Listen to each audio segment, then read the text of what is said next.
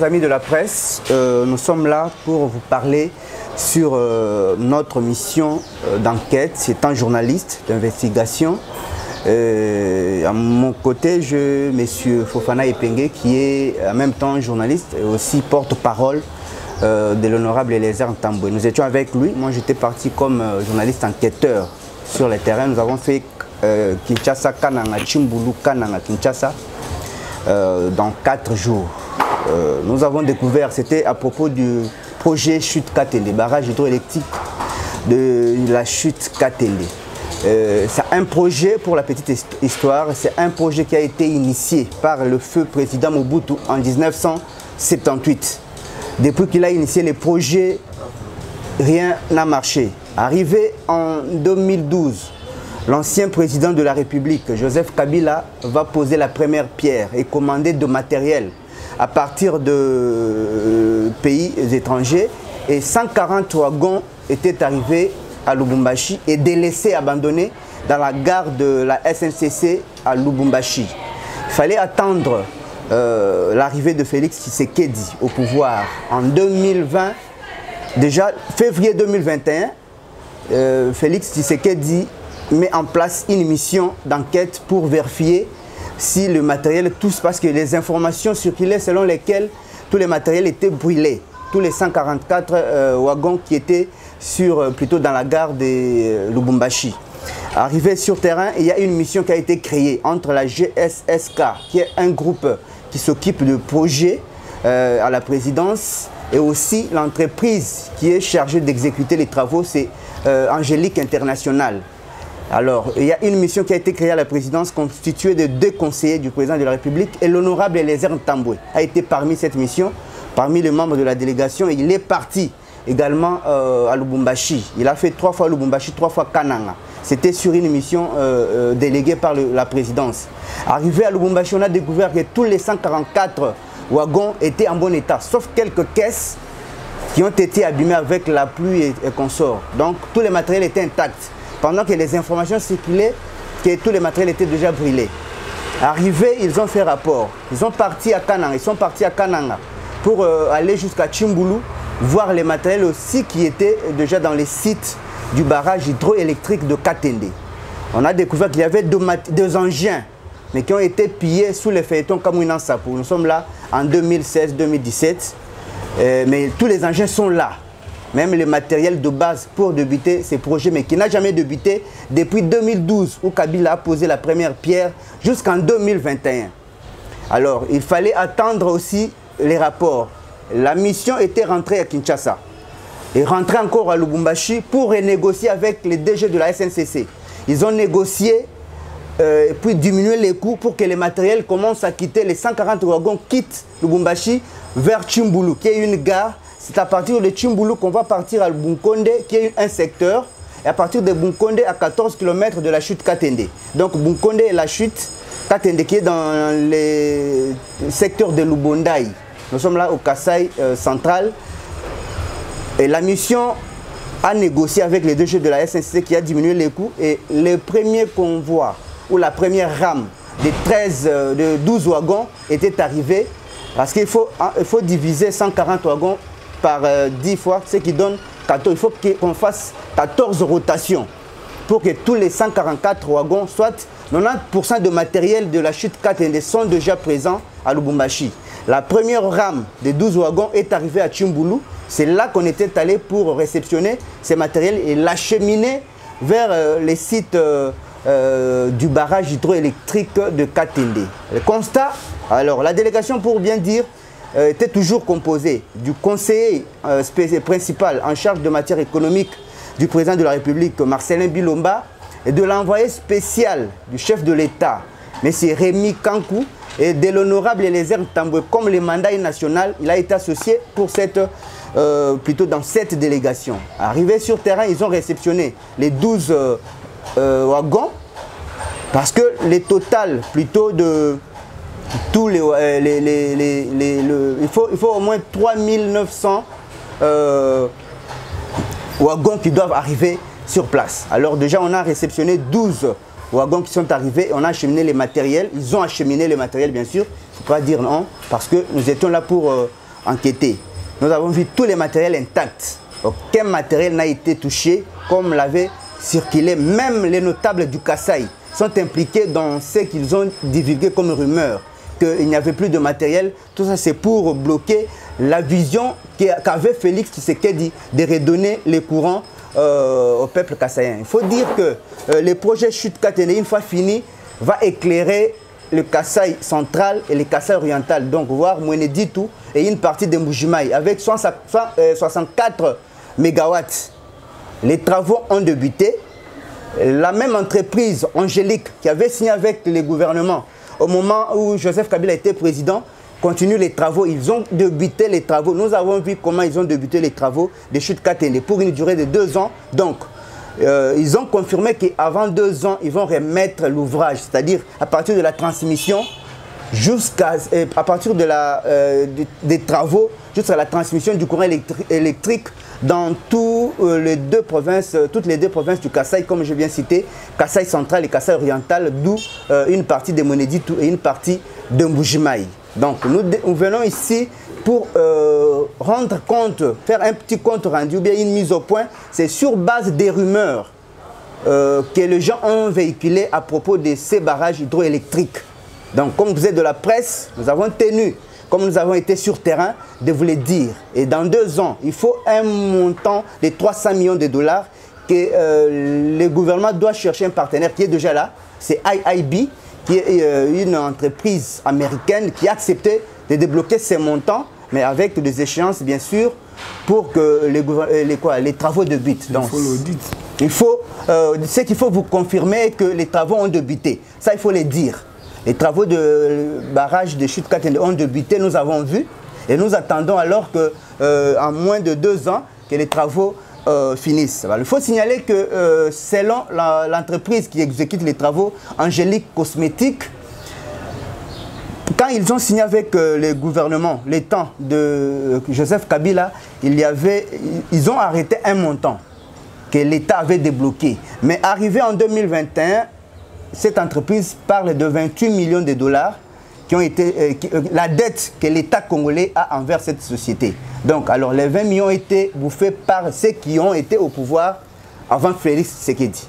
Donc, selon les conseillers principaux du chef de l'État, il faut un audit et aussi l'IGF doit s'impliquer pour qu'on puisse savoir, bien que le chef de l'État actuel a accepté de payer les 20 millions pour que les travaux avancent. Donc, à part les 300 millions qu'il faut financer les projets du barrage, il faut aussi payer la dette de l'entreprise qui a été acquise par le gouvernement sortant, plutôt les présidents, donc sous les règnes du président sortant, Joseph Kabila Kabange. Donc, les 28 millions seront payés en 10 tranches. Déjà, ils ont été déjà payés 2 fois, 2 800 000, 2 800 000, payés par le gouvernement actuel sous les règnes de Félix Tshisekedi. Ce qu'il faut vous dire est que, alors, arrivé à Kananga, nous avons découvert que il y a les députés nationaux, disons les élus du Kasaï, qui ont décidé de saper l'image des nationales. Eliezer Tambwe, qui est un député national, et aussi celui qui a boosté ces projets pour que ces projets puissent débuter. Eliezer Tambwe a un mandat national, il est un député national. Donc, son mandat, il ne faut pas le limiter seulement à Kinshasa. Il a été élu à Lukunga, mais il est descendu avec la délégation. Alors, il y a maintenant tout un complot. Nous apprenons qu'il y a un complot qui est organisé par les élus du Kasaï pour accuser Eliezer Tambwe au comité de sages de l'Assemblée nationale pour qu'il soit entendu comment il est arrivé là-bas. Pourquoi donc? C'est juste les gens qui sont animés de la mauvaise volonté, ils ne veulent pas voir le bien-être du social, le social et le bien-être du peuple kassaïen être,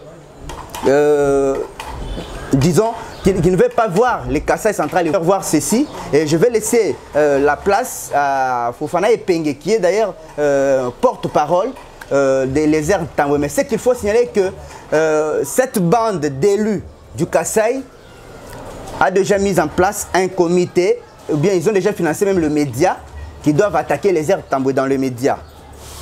Et nous les mettons en garde parce que nous serons aussi au front pour défendre la cause. Parce que ce qui est ici, ce n'est pas un problème de la tribu, c'est un problème du développement, du bien-être social de la République démocratique du Congo, plus particulièrement du peuple kassaïen. Merci, je laisse le micro à Fofana, il va parler et puis vous allez poser des questions. Oui, vous allez poser des questions.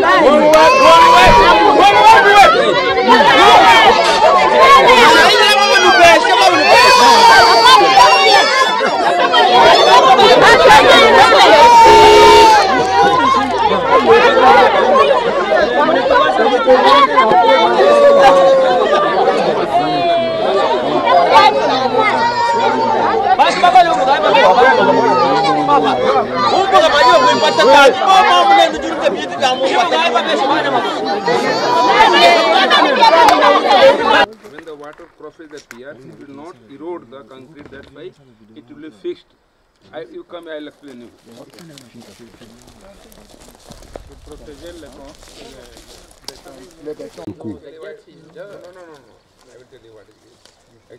For 4 machines, we have 4 machines, no? Yes. We have 4 units. Yes, I remember that. No. I remember the last time you tell us you go put them there.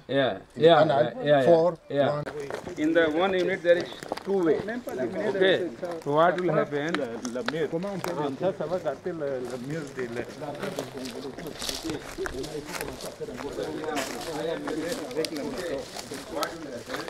These parts will go back, okay, and this will go inside. So it will be, so if water will cross, it will not damage the concrete because here space will be more. So to protect the concrete surface, it is used. This is called nose pier. Did you understood my point? Yes, I understand. Yes. How many pieces? More pieces live in the Lubumbashi, or all of them is right there? I think some is there because it will come. One after that. Yeah. Because 8 way we have need, no? Okay. In each column, it will be required. Wow. So it is very critical to fix. That is need a good idea. Yes, good. Someone have more experience. Same thing. I have worked in Afghanistan. Ah, yes. Yeah, the Salma Dam. Okay, India. same thing. Yes. Yes, same thing. Okay, cool. Yeah. Them was.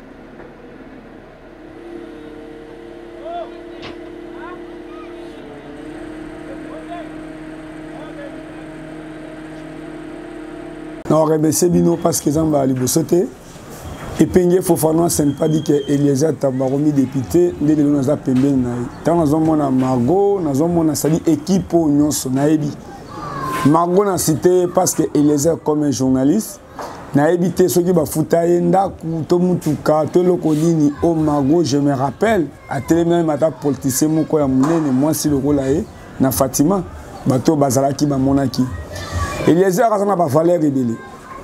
Moi, je suis Lupango, comme mon panzi sang. Ce que tu as dit, Eliezer a patron un magazine, magazine, lelo eboti chaîne télévision, eboti déboulonnage, ou ce que tu as déboulonnage, tu as quelques bateaux baza, ou que s'organiser, aura quelque chose na bango. Tant que Covid est, Eliezer tambe, pesa moninga sourire, botali, à part Kinshasa. Nous avons des places pour voter cette commune. Mais si vous avez une action, nous avons bénéficié de l'ingité, mais si vous avez une mwamba, azaki elia mwamba ti, si vous avez une chango, comme azaki na chango te, vous avez une matadi, na bagoma, babukavu, basid kivu. Mais les gens na lingi na loba nini. Eliezer a que les jours où tu déposé candidature comme député, d'abord, Ezaki s'écrit. Mais tant qu'on découvrir que Eliezer a déposé candidature, tu vois beaucoup partout. Kabino Obo défendant Eliezer. Pourquoi? Ils ont des journalistes qui ont élu en 2006, élu en 2011. C'est la différence. Les compteurs de ce article journalisme a commis député, comme on a élu à Bungi. Batouala qui ont mon Lupango, au moins, au Tikala Awa, na la population. Qui est comme député. Naï on a les cas na plateau en décofori. Naïb c'est que non Eliezer Tamboué a connu sa sonité. Mais comme député national, nous sommes députés Zani. Quelle différence est entre député national et député provincial? Mandat Eliezer Tamboué, ça dit bah ponier na lukunga, mais il faut à défendre mutu o azana Sankuru, à défendre mutu o azana Mwanda, à défendre mutu azana Djera, mutu azana Bumba, mutu azana Lisala. Mutazana Bukavu, mutazana Beni. Mais tu fandi awa, soko tali Congo profond, parce que ngai na loba na ba micro na bino, avant na kende Belgique, na kende France, na ça d'abord fierté à ba province na biso. Eza binoté, eza ngaité. Eza ba professeur ba université ou ba compagnie Joseph Kabila. Nde ba poni Congo elongwa na 11 provinces et comme on a 26 provinces. Mais ngai na chance quand même ya kotambo na Congo profond. À travers un grand bomoni image à Sankuru, bomoni couveuse et mal. Na nyonso Joseph Kabila appelle ça ba Sankuru. Na village natal ya Moïse Kanga. Bomona couveuse ya mal. Ngam na bimisango. Balobaka na Sankuru anyanya wanyanya choise kalomumba. Pourquoi? Ça dit biso Patrice Emery Lumumba, mutu moko affaire otambusa Congo mobimba. Mais pas na biso nzela ezate eloko ezate. Eliezer attaque député national. Moussa Naye Ezako Sala suivi, kokenge la population, Satignel, tu auras toujours Inga, Wapi, na Congo central. Soko komi na Kasai, balobelaka toujours Kasai, bazana diamant, bazana boui. Mais bazana courant, oye sengeli, ba installé yango, oye kolongola, Kasai mobimba, ezala Sankuru, même Maniema, bazana couranté, Lomami, bazana couranté, soko komi, na Lomami okuta Adolphe Lumani. Ok na kasa okuta ba bazebele papa na biso ba papa honorable Mengele ba Denis Kambai honorable Sesanga baza ebele na Kasai o ba compagnie Joseph Kabila. Soko tali ville Kananga. Star na biso vedette na biso JB Piano. Aza mutu Kananga. Soko tali mama Chalamwana Kananga. Tokomi na Kananga moto to kobetela maboko Cardozo Mwamba bankini. JP ça témoin. Balakisi biso 15 ba vilain banda kwa mikete o même na commune que ça okoba okotambisa miso na niveau ya Kananga banda kwa Cardozo Mwamba bankini. Ozomona ça dit c'est pas di banda ko yemba Cardozo na kito ba biso ka utiki ça commune na Kananga bato ba telemaka na ba mulongo bato ya pasi. Si enveloppe à $100 okozwa, si à 500 okozwa Cardozo Mwamba bankini. Pourquoi na Kananga motola lenimba Wakuji, à l'équipe, député na valeur. Soko taliban zembo alinimba. Motayemba katende loko la yazate.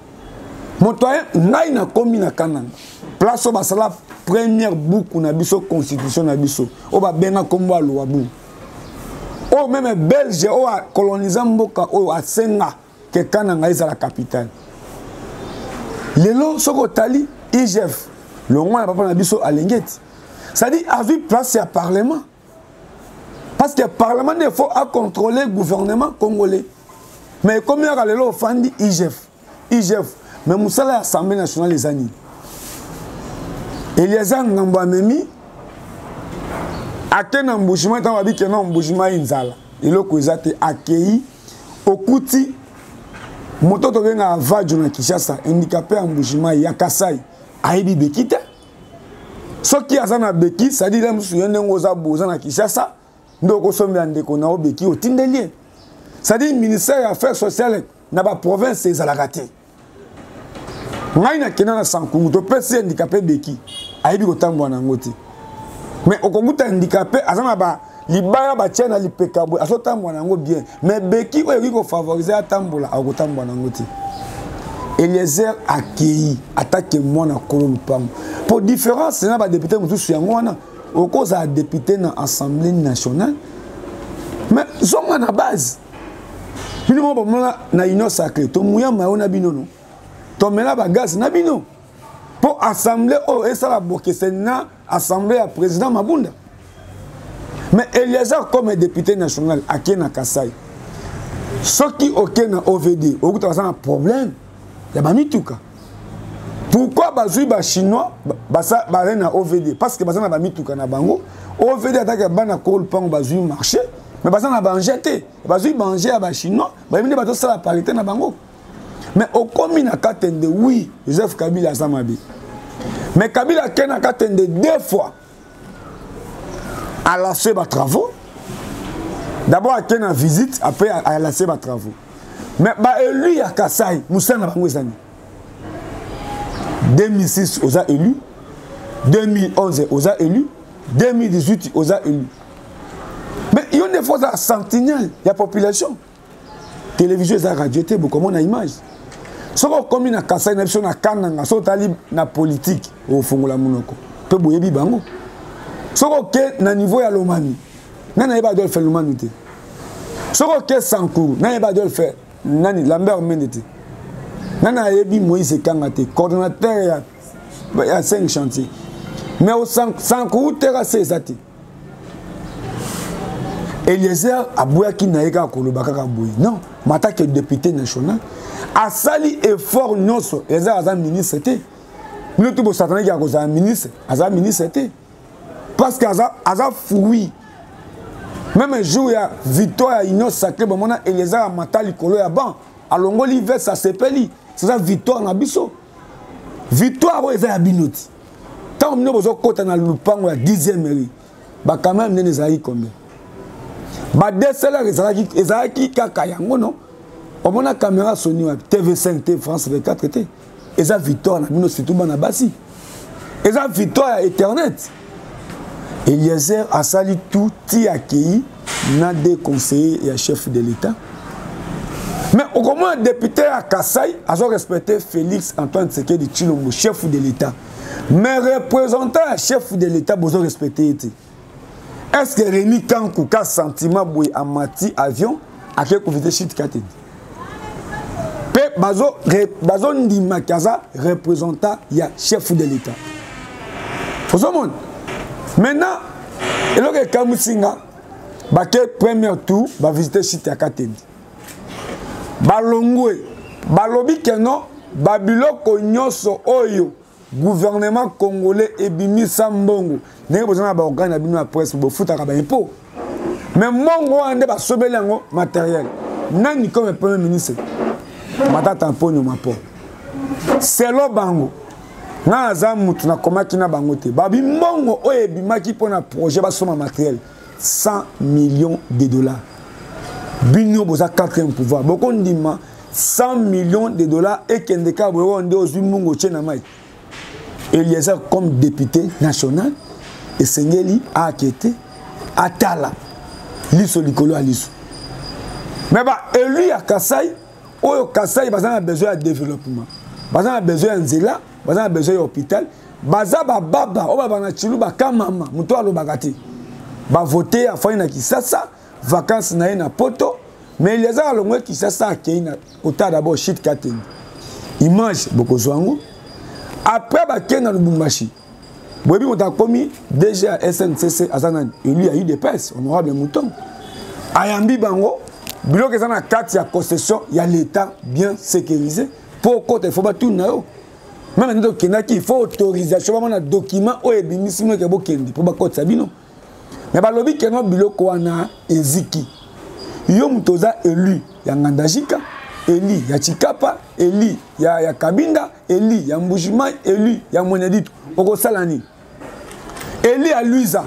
C'est ça qu'on a bâtiment bakanga Luisa en otage. Papa na mona bakanga, c'est-à-dire chaque mandat ba monde babima. Mais pour comme on a Luisa, il faut les Canadiens baya.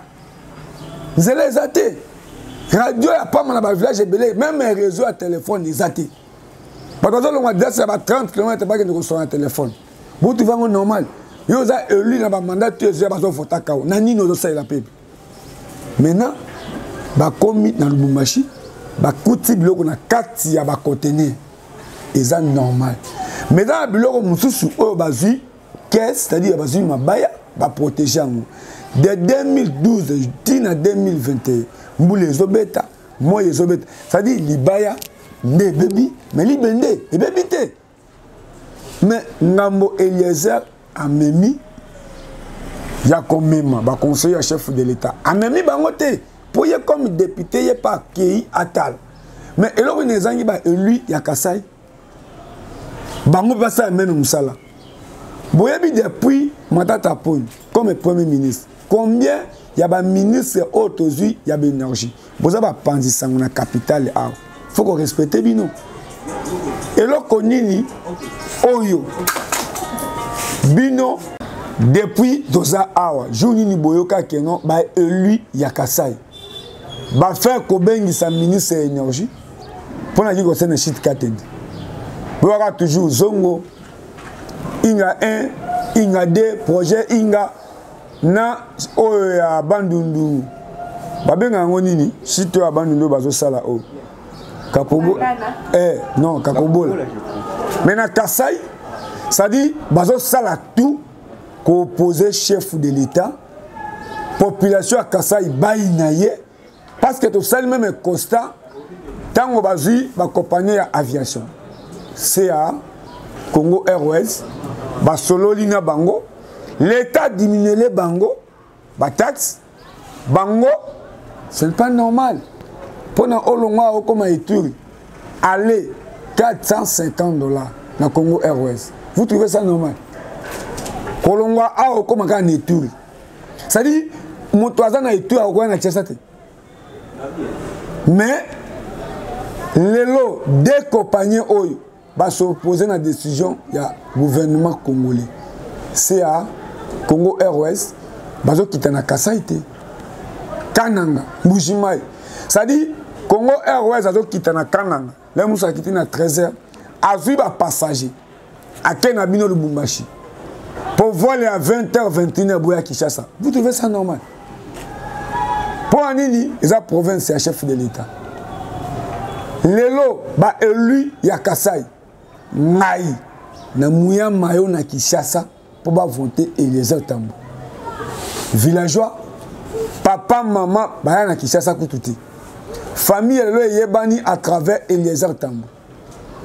Mais à quelle élection na Lukunga pe abimi les députés mieux élus.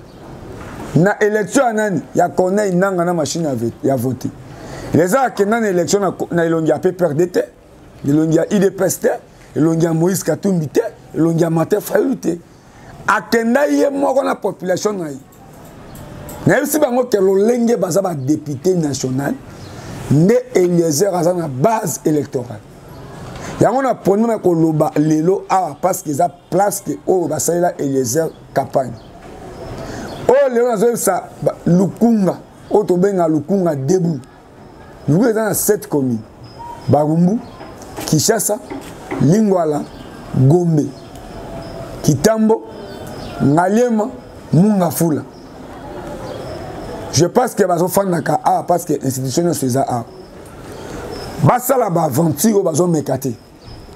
Je pense que notre comité des sages et vous allez bien que sanctionner Eliezer toyeba eloko ayibi même ba journaliste oyo ba kondima kozwa mbongo ndenge toyoki ba serrer sentir bien kaka bino de bo défendre Eliezer na prison mais vérité ba pour lango couleur ti vérité hein ba pour lango couleur ti qui croit un jour que Ngoïka Sanji a combien d'années les collègues mais bon moi dans Lubumbashi Ngoïka Sanji a créé une délégation comme président les amis de Léopard et les a sali émission na bango les a migrants na vie tout ça na kamabeti pour moi qu'il y a bato ensemble tout à rango tout doté lelo Eliezer député national sur 500 députés bon personne a raison Eliezer comme journaliste à se défendre binono Asa ministre mais si on a dit que nous 10 députés nationaux. On va travailler tout le monde va toucher à Longa en 2011. Honorable Mbayo Mambeki, honorable Ari Thomas Lokondo, Zate. Mais Eliezer premier mandat naé. Mais comme Eliezer Tambou, et ça le connu na Congo Mobimba, na province Nyoso. Il y a un député élu, il y a Kassai. Au lieu de ça, il aventure au bazo sala. Bakanisa pour la population, il faut de 2006, 2018. Mais le lot Eliezer mandat naïe eza national. Je pense que non, mituna eza abino. Bien nous avons répondre na GPS. Oui, on va sanctionner la communauté des sages. Ah, on a pu ça parce qu'il y a élu à Kinshasa. Donc, on a dit que derrière ce qu'on a dit, on a érosion. Donc, on a vu ce mouvement. On a mis le petit Kinshasa. Après, on a vu la Kassai. On a question et puis, on a vu par rapport à la pétition, président Mbosso, pour dire que l'honorable des arts allié Mbongo a super une sorte de bonne président Mbosso de Chanda Ngoti, Etienne Tsekedi, Otobenga la vie tout malanda. Vous en mona. On m'a dit volonté ya kobongisa mboko ezali. Soko tali na ba réseaux sociaux tanga na uti kananga. Natali batie mausolée. Papa na biso mbiye apôtre mbiye likolo. Batie mausolée. Il y a Etienne Tsekedi Nassé. Oui, pourquoi ba menzirer des mausolées wana? Pour na ko l'accent, pays où est pays laïque, ils en ba chrétien. O bandi melanzambe pe ba salela nzambe. Et ça aussi na ba politicien, o bandi maka ko kanganzala. Pe ko vivre na lipapa na ye, tona pantalon na ye moko. Mais ça na batu oyo bandi maka ko ya ko senga mandat, ma po ya komi mokonzi. Député aza mokonzi te. Nana komi na kananga tozaki na elimoko na kati ya kananga ayokaki soni na kati ya aéroport aza élu ya kananga tozaki na salle tofandi azolela na salle d'attente pourquoi aza député national ya kananga oyo esengeli affaire kolobela kananga même pona pomme na biso ya aviation avion ezokende kananga te moyebi ya Kasai depuis Zaïre depuis colonisation. Ils ont dirigé na banane, na ba commerçant, na ba opérateur économique. Tant bango ba zongi saima ndo tali Sankuru ekufi. Otali Kasai ekufi. Po ani banzele za susute. Mutu ba na kolongwa awa dibele koti loja. Lelo ba commerçant bazana ba balinière na bango elongwe awa dibaya eke wapi. Eke Sankuru. Lobby oza mopanzi sango. Ils ont un député national Ochudi. Aza Moutetela, opérateur économique. Alongwa Lodja, alongwe Kishasa a s'installer wapi na Katanga. Ba voter ceux qui na Kolezi, ceux qui na Kasumbalesa. Vous avez député national. Aza le seul député national au abimina parti à Olongo Pongo Basile. Au Tobenga Randeko Basile. Mais atali pasi au ba Congolais, ba tete la bazo mona. Maza eli a Lodja te. Aza Elia Katako Kombete, Aza Elia Ona Loate. Ozomon, mais à Tongi Massoua. Ndenge mon Eliezer. Elia Lubumbashi, mais Aza Moutetela, né grandi dans Lubumbashi. Pour Balubakati, pour notre député national, c'est facile. Mais lobby à Salini, à Bengi, Jean-Marc Kabou, député national, Elia Mwam, comme première vice de l'Assemblée nationale. À Kende inauguré. Pour notre tête, ça va pas na biso ba Lambert Mende, ba Charles Okoto, ba Moïse Kanga, ba to ba zo lodja en otage. Vous voyez qui est na lingi ba maman nanga ba souffrir pour na mungwati. Na sanku na koma na kole, ba zo voter mutu pour na mungwa. Moni poso na emballage ya Vix. To linza za tomate. Ndo pas on va voter au ba voir. Population ba ka voter qui pour na mungwa.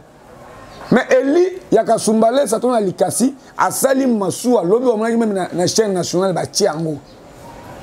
Que, bah ton abisso va souffrir, mais na Tongi Massoua, Oyo, pour nous faire la rotation, Sankuru, Kishasa, pour la passe.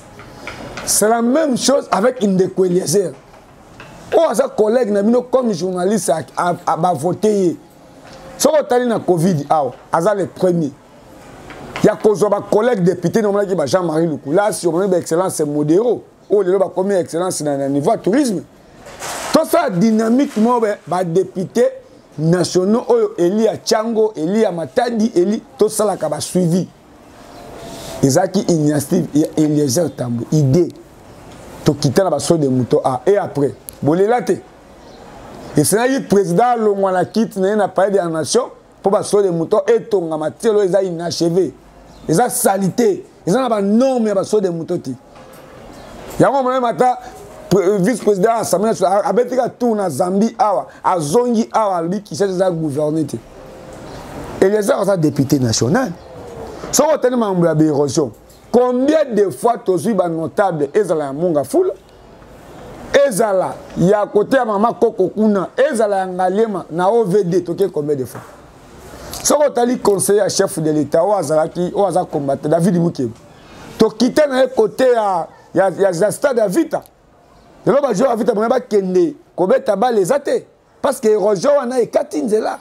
Mais Nzela, télécom, on a éclaté ti wapi. Ti na lutendele, na popage. Combien de fois, on a battu la télécom, on a kangi Nzela. On a kanga bango. Mais dans le coup, il y a 14 sièges, madame. Le Koung est 14 députés nationaux. Si on a 18 députés nationaux.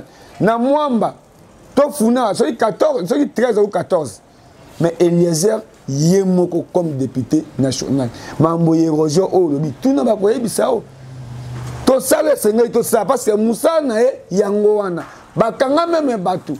Même dans le gouvernement, il n'y a pas Jatini Ngobila. Combien de fois Batou Amunga Foul? Batou Angaliem. Le coup, il y a 14 députés nationaux. Même dans l'Assemblée nationale, il y a 500 députés. Mais il y a attaqué pour Panzi Sango. Il faut attendre dans le cabinet. Pour Victor, il y a Bundi. Mais est-ce qu'on change? On sait toujours Moussa. Pourquoi Eliezer, comme on a eu autant partout? Parce qu'ils ont travaillé. Pourquoi pas autant de Moussa Souté? Dans le coup, on a eu place à Abima numéro 1. Il y a 14 députés nationaux. Bah autant à combien? Combien de députés vont faire la cour de Kuna na Munga Fula? Bah ça est belé. Bah y est banité. Ça dit, mandat naye est dans la limite. Naye bi que Eliezer Tambwe azamu tumoko oyo lioso qui peut oluki au salle interview à quoi accorder yo. Un azaka na garde d'été, azaka na satisfaction des peuples naye. A qui ka ko bimaga boyo so ta bi que loi autorisée était à Kendeka non. Et les gens qui ont liboso na Covid, bon mon action. Même le lenge bayamba Eliezer na mbujimai, maza Eli mbujimai te. Ça dit Eliezer na ba potentiel ebele. Mon frère, okobo Eliezer parce que ça pembete, okobo Eliezer parce que ça vilain, mais ba action to kombo ya mona kolo lupang. Est-ce que vous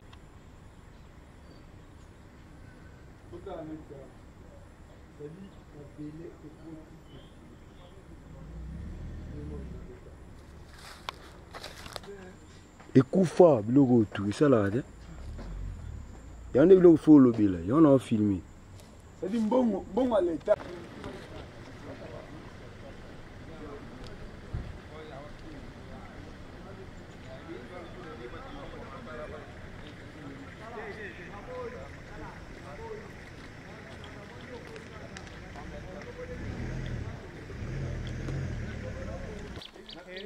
You can see the quality of the pen. Nothing has happened after 5 years, and it will be kept in the water. It will be kept in the water, and this will be fixed in two. Avec un petit rien pour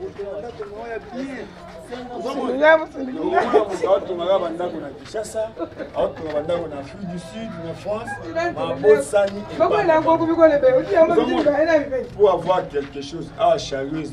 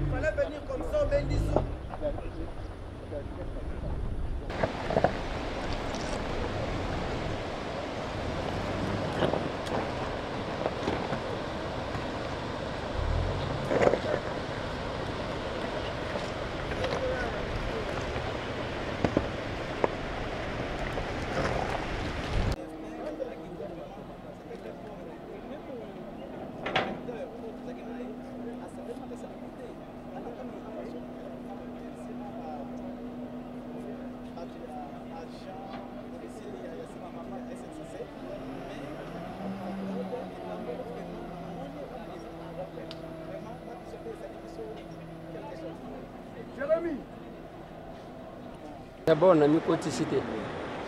Placé Ningana côté. OK. Ah, naza représentant ya peuple. Naza député national. Quand on doit un mandat national, on doit agir partout. Voilà pourquoi naza na Kasai. Na komi ko yoka kutu posa ya koya postuler awa. Donc posa za ya OK sankuru pour naza la candidat. Parce que quand il y a un peuple abandonné, ko bayeba ka mikolo ya élection, il faut koya ko prêcher bango ndenge na lubina bango na timbuluke. Baya kokosa binote sinon tatu pierre akopesa bango. Donc a tozana shit katende, il faut koyeba que place aux hommes au début il y a eu un conflit entre population bazo vanda awa na bakolo projet na bato bazo ya na projet parce que esika oyo izana matiti moko ezali kobota na mabanga wana babenga kango nzaula oyo ezalaki lokola usine ya nzaula ezalaki awa. Ça c'est d'un côté. De l'autre côté ezalaki na bandaku awa ya ba pêcheur koloba mbisi. Donc pour na ko déplacer bato wana nde yango ezalaki kopesa mikakatano. Je pense que de konanga remi kanko alobi yango na Chiluba que toyaki ko sala cérémonie na banfumu pour na yango. Qu'est-ce que nous souhaitons? J'ai aimé la question Botuni Bango. Et ça y a que projet où est-ce qu'il Botuni, responsable de la Société Angélique, Tani Nekozo lobby, une année et demie à 2 ans. Volonté à chef de l'État, il y a que avant la fin de son premier mandat, il y a Katende et Sila. Parce qu'il ne faut pas que Kabilo Moko Bapozaka, Baposer na Bango et puis Sili.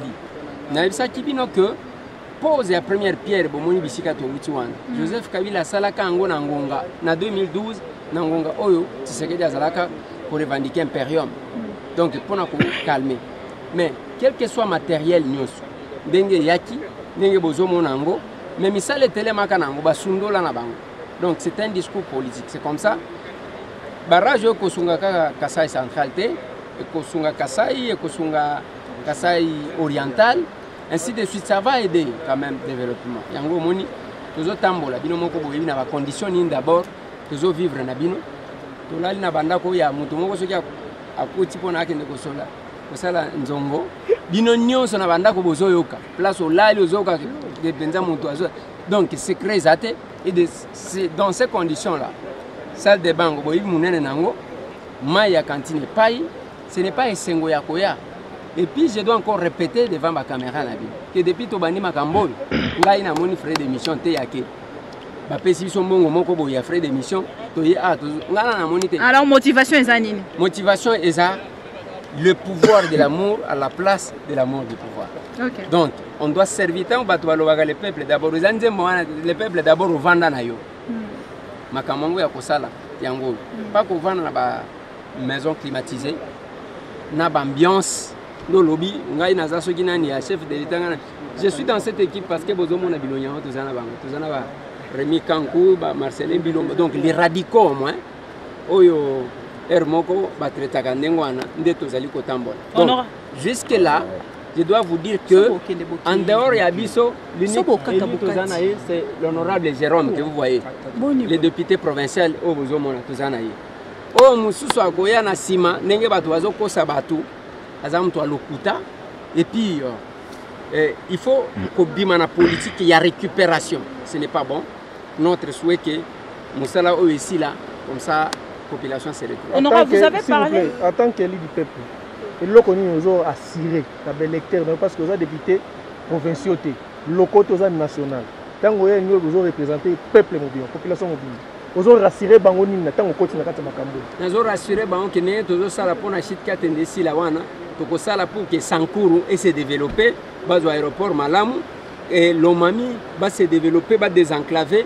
Bazala na aéroport Malamu, bazala na port Yampanya Mutombo qui permettra ce que Bilogo Kota. Nous allons nous battre pour que Kuna na Bouende bazala na aéroport Yamalam. Donc on se battra pour que le peuple congolais place Bazali. Ezala na Kisangani Boyoma Singamondo. Ezala Wapi. Nous allons nous battre et en tant que député. Quand le mandat est national, tu dois agir sur le plan national. C'est ça la différence avec nous et la politique que nous faisons autrement. Ce n'est pas Bavota yon afuna otika la kawana ka casquette député national papa aux députés il y a district vanda na yo les députés nationaux ba ebinde ni bazala. Honorable, tout à l'heure au lobby likambo ya ba chef coutumier. Alors le loto kolobake banani bazali ko empêcher que projet oyo et que na kosila te. Est bana bango moko ya Kasai topé ba autorité. Banchor baza banani. Bao bazaki na Joseph Kabila, ba homme fort ya Joseph Kabila, mais ya Kasai basale le côté. Et là na moni balingi ba bimisa mwa maloba muke yake bango ne mtu babanda te. Ba vanda bazaki ko liambongo na bango, ce sont les opportunistes ba vanda na bango. Parce que je dois vous rassurer que projet Oyo, y compris moi je ne suis pas de la présidence, pas de la présidence bango. Bazo bundisango même quelques collaborateurs, quelques conseillers du chef de l'État bazo bundisango. Balobana chef de l'État ki biloko nyonso zika eloko ezate. Binomoko bomoni makambo ya Lubumbashi bomoni yango donc nous surtout on lokuta na lokuta il y en a qui ont fait croire au chef de l'État qui peuvent développer la province na éclairage à panneau alors que panneau est petit pour aider dans certaines situations mais industrie et que ça na panneau donc industrialisation à Kasai yango donc je pense que c'est un peu ça sinon assurance d'abord et ça que la détermination et la volonté du chef de l'État ça c'est un de deux présence ya baradiko ndenge bozomona biso lisu likolo lisu de trois la détermination ya société angélique na oyo a kozwa marché IIB o balobi ya ke musolo ezali ndenge les conseillers principaux ya chef de l'État lobby 300 millions de dollars pour que tosilisa assurance ezala que d'abord bilongi assurance et bimina makambo. Merci beaucoup. Merci. Pour un sentiment, pour un peut-être l'ingité. Il y a comme ça, Kasai, kaka diamant des gens Kasai. To ballon na kate, mais to kei na Kasai papa. Bazana tina ko kelo kata bilanga musika te. Ozomona, disa boko zo ba image. Nanda na lupango ka boye mutu ha. muto azolona masango azolona babwengi ya rouge mbika ozoma c'est-à-dire mabele ya Kasai ezana vitamine ya osakana te mais ba eli ya Kasai ndeko nanga yo za journaliste ya awati donc ça a combien de fois ça doit retourner aux questions te na ba reportage na to na ba élément na jour accompagnant Eli Amboujima qui ça la action na Congo central jour nini yo ozui Eli ya Kasai à quel au la action na Bunya. Je me rappelle la campagne présidentielle. Moutaou Alexandre Eliezer qui est notre Talelo Kouana, président de la République. Club Tokonoua, puis président Nango, Bukavu, Beni, Butembo, Eza Bovik. Nande Kweza Atana Miso Bamona Nati. Honorable Guy Kalonji, a outi ko sala action na Goma. Hein? Bato bayambie Club Tokonoua. Ba biro, bazo futa ba loyer bango moko. To sali action na Mboujoumaï. J'aimais tous les députés ba Eli Mboujoumaï. Na 2 ans ba sali ba la kisanga même accueil action on de kweza akaboli ba maputa. Akaboli biloko akoli akoy ba makayabu comme semoule. Mais Eliezer oyebi. Problème ezali na puis conseiller chef de l'État Célestin Bilomba Marcelin nazo tindikae tika no funga tika berosion tika pasi ya mai pasi ya courant kede pour la Kasai po kalaté akobima gouverner Congo central bandim la raina est pourquoi yoku tunde faut se pela comment na mona mboka Eliezer lelo qui est arrivé qui abimi gouverneur na Kasai na Kananga to na Mboujoumaï est-ce que ça lisum to na Lomami to lelo netinga na décidé Eliezer Tamba la candidat na Kananga eza lisum amoni Eliezer tota rutu baba blo bato ba mona ti Eliezer aza muto so ina fandi na eboye Eliezer muto akosela mamuta azu téléphone ba bengi ba bi papa yo faut poster na depuis au poster na présidence Eliezer aza muto te kalala la muki parce qu'il y a monnaie $100,000 to 200,000 ndake ko déposer na Sénat à la candidat président de la République té Eliezer hôtel la musika ko sala kombo eza pasi ndengelele kombo fandi ba yebi ke Margot Sylvain Joël Fofana et Penge il faut travailler osomon lelo même yo za fier place nga sina za ki mutu ke na za na mambetali peut-être communication na lobele Eliezer nous za ki préparer na mambetali sécurité maintenant que Sankuru bakolo mona basokoli mona bango nzeto na singo eza symbole te soko ken espace Kasai espace moni Kasai Sankuru bazana 2 biloko ba travailler eza Lyon Tambwe moto so aza villageois ya bi Tambwe soki ba pesi kombo na famille eza ama sekiti soko te côté à Lomami côté à Manyema parce que rivière Lomami de Kabola Sankuru na Manyema so qui va baigner moto et peigner za nyama mo ezo ko etonde ngulu azamba ba ebi force nango ozomona ça dit na ozomona est-ce que ça les soum ya mona mboka Eliezer comme politicien ko yebana to ko sala relation na représentant à chef de l'État le ba Eli ya Kasai ba gumba mitu na palais de la nation parce que président Masana bangote oui, président de la République, c'est institution Mobimba, au Sénat, au Assemblée provinciale, au Assemblée nationale. Mais Batindi représentant, même un Margot Azabou, le président de la République a pogné représentant na Kasai. Il faut qu'on respecte. Ça dit, par exemple, député national, il va représentant le chef de l'État. Est-ce que ça les soum? Il y a comment on a découvert Rémi Kanko. Moutou Gouta mis la saraté, même pour un souci à peuple Kasaïen.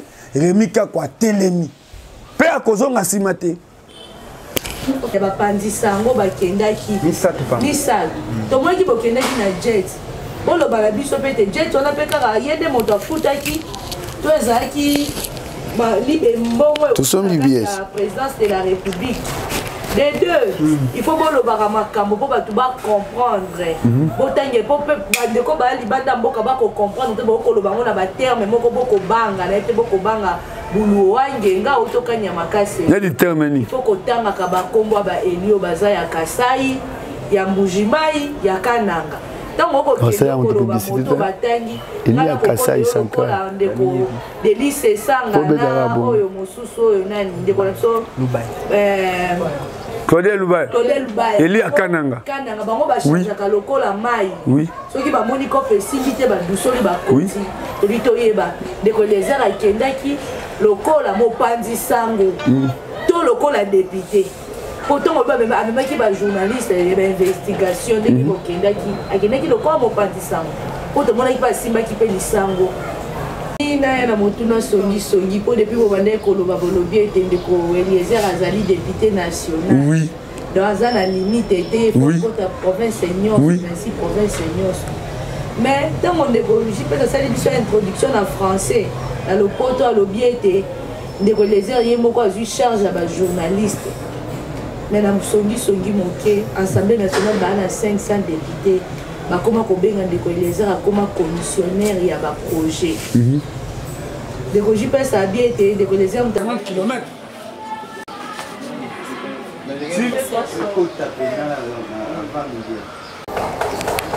Voilà, nous allons répondre à Margot na question à Liboso. D'abord, le Camboya jet c'est qui singa mingi. Ce qui bolanda qui Fofana atalisaki et le comment vous comprendre te. Congo Airways na CA bazali ko boya ko kitana Kasai.